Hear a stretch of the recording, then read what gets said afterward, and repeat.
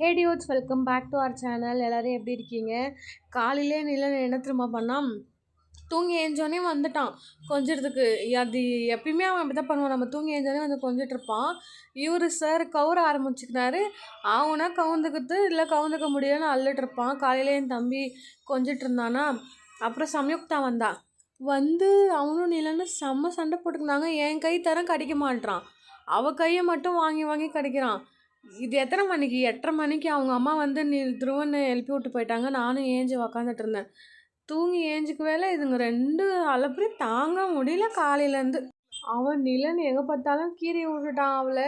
அவள் போட்டு கடிச்சிட்டு இருந்தா. அதுக்கப்புறம் பார்க்கணுமா, 2 பேருக்கும் சம்மந்தமே இல்லாத மாதிரி கொஞ்சிக்கினாங்க.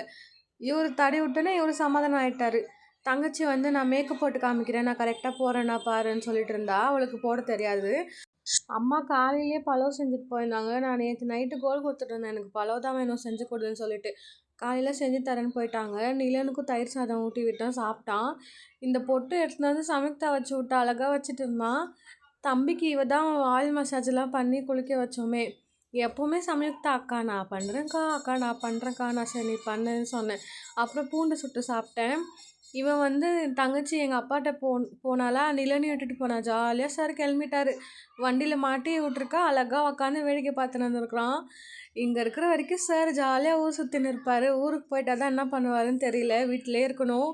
நானும் எங்கேயும் போக மாட்டேன். நைட்டு பட்டாசு வச்சுட்டு இருந்தாங்க. இவன் நல்லா பயந்துருவான் பட்டாசு சவுண்ட்லாம் கேட்டாலே.